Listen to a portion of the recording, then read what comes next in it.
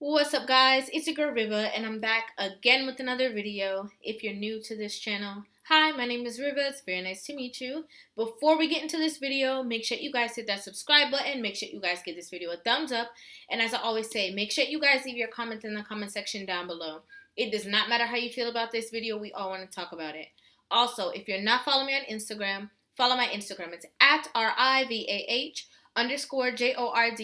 and I am back with another Lapeef reaction. This is one of my favorite duos whenever it's Kevin Samuels and the Lapeef Network. I love the dialogue that they have and all the insight that he gives when he's on this platform. So we're just going to go ahead and just jump right into this video. You don't see men, you're seeing more men who saying don't be the cleanup men. But what you're not seeing is men set up saying I want to be stepfathers. Well, that ain't their job. Y'all need to make it to where it's appealing to men to do anything for you because what you're doing is basically men have seen women, like it or not, do what's in their best interest. That's where a lot of men feel. And if you want men to do anything, you have to incent them to do it, like every other group of women. Instead of saying, well, he's not doing it, and we're waiting for men to do it. No. You lost. You do it. You go start talk to your female friends, your female content creators, Madame Noir, Shade Room. Make it better for men. Make it to where men want to be the cleanup man. Make it to where men want to do something. Stop looking for men to all of a sudden do the very thing that men are saying they're not going to do because they didn't see it benefit their fathers, their stepfathers. They're not seeing it benefit anybody. It's not for the men to fix. It's for you guys to fix. Because it's ultimately because you're not going to ice skate uphill. You're not going to get a group of men to do something that's not in their best interest if you don't have to. You're going to have to incent them. So Kevin, while you're just talking, I was thinking, do you think that it's more on like the overarching, like, I guess, perception of Black women, or do you think it's an individual Black woman thing? Like I heard you mention the shade room. Both. Because you mentioned the shade room and like some of those other types of media outlets. Because you have the shade room. Show me the analog to the shade room. Show me the analog to Scrubs. Show me the analog to Hot Girl Summer. Show me the analog to Ain't Nothing Going On with the Rent. Show me 10 platforms where Black women are in the mainstream praising Black men. Show me 3. And one thing that I like about what he said, you have to incentivize the men to do these things, is because if men are just, for example, right, we're going to use what he said about the stepdaddy and stuff like that. We're going to use that for example. If men are married in relationships where the woman does not have any children, right, and he enters into a relationship with this woman, he marries this woman, they have children and they get divorced, and that woman takes him for everything he's got when it comes to alimony and child support, and that's his own child's mother, and that's his own children, his own wife. What would make him want to go and be a stepfather somewhere else? Like, what would make him even want to go down that path? That's number one. And number two, when you look at all those platforms and when you look in the comment section of those platforms, that is a big representation of how a big portion of women, a large portion of our women, feel, because you can see in the comment section them going off, oh yes sis, these guys ain't nothing, they ain't worth it, I'm tired of them, and da da da. Like the comments that you see it's never about like the 100% support of love and Black men and Black love or whatever. They only do these things when it makes them feel good, or when the man involved has like a big bag, you know what I'm saying, and the woman is going on trips and doing that, that's when they're supportive. But to most of the content that's up and most of the comments that are left is all like, girl, forget him, we don't need them, we're better by ourselves. That's what a big thing of like all the comments are on those platforms. Okay, so you basically have the same views about this as you do about the way that Black men see other things in the media. When you were talking about there's no Black run male media. Human beings operate. Humans move on incentives. What is the incentive? Men have to be incented. They didn't just become this overnight. This is because at 52 years old, being a stepfather used to be revered. But it's not that way. So it's like what men, what I think men continue here is you want men to move first. You want men to do something, and then it gets keep thrown back on. Well, you're the leaders. You're supposed to do that. Well, no, because you don't pick the men that are over here. You pick the 16% of the men over here to have 80% of the kids. Then Right. you want this 54% that are single and childless, and this 30% that are married to mentor this 16% who's making 80%. Did you say 60% of 16? 54% of black men are single and childless. 30% of black men are married. 8 out of 10 children in the black community are born to single mothers. That math roughly breaks down to 16% of men fathering 80% of children. When did a woman you has, like come up with that, or did you see that somewhere? blackdemographics.com, these stats are pretty well fleshed out. Look great, Kevin. Well, okay. You look at even anecdotally. Come on, you look at when the case in Memphis. What was it? 3 men, 87 children. Future, we talked about Future and Russell Wilson earlier, didn't we? How many baby mamas Future got? How many kids Future got? Most black men don't have children.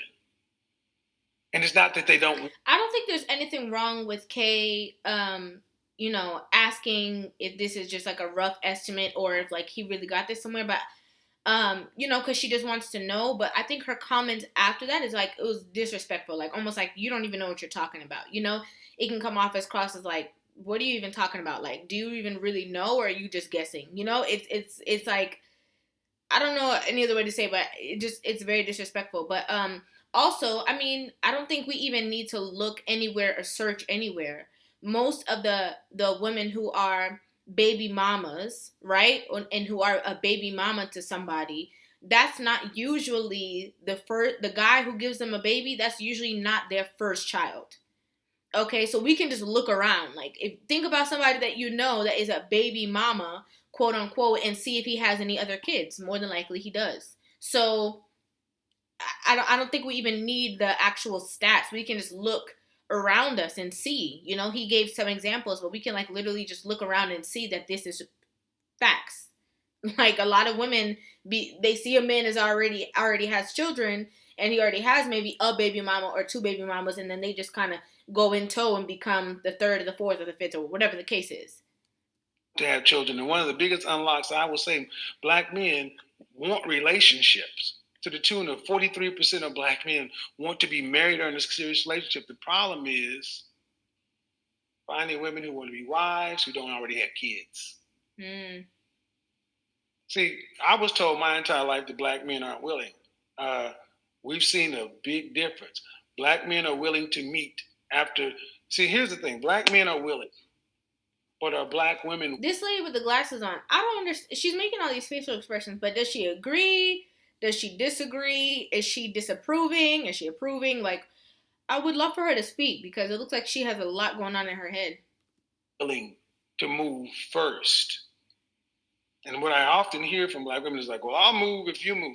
Well, I'm sorry, whether you did it or not, for the last 50 years, the inertia has been one way. Strong independent don't need no man. That bill has come due. And time ain't on your side. No. And the odds aren't on your side, because if you don't have black men, Bradley, Ahmed, and Enrique ain't rushing in here in record numbers to wife any black woman.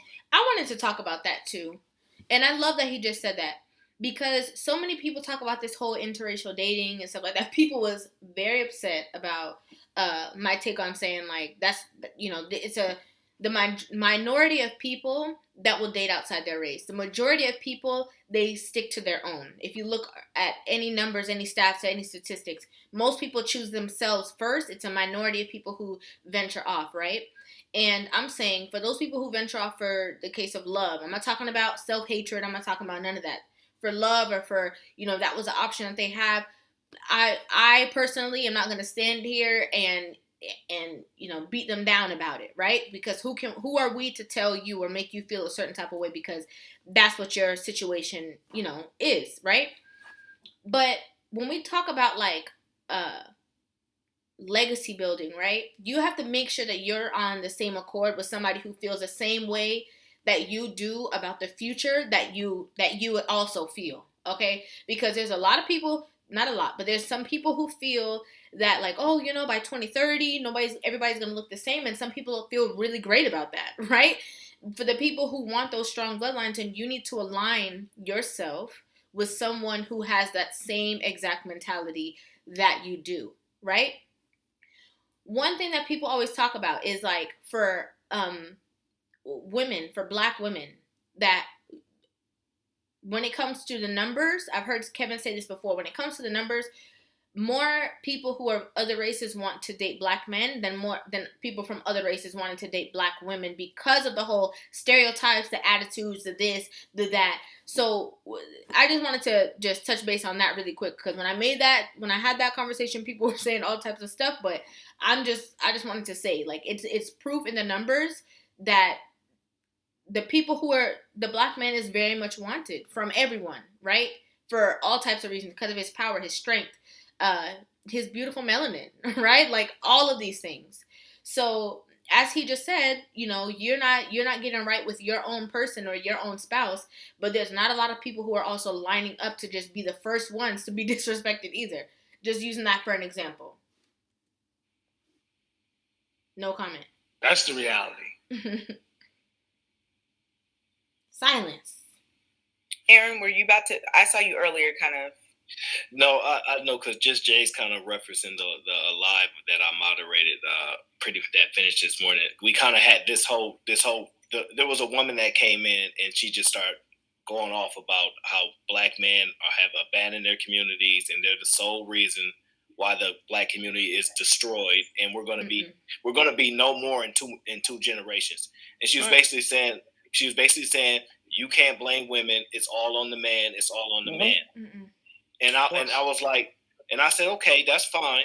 But so Jonathan was there. Me and JB was talking, and they were going back and forth.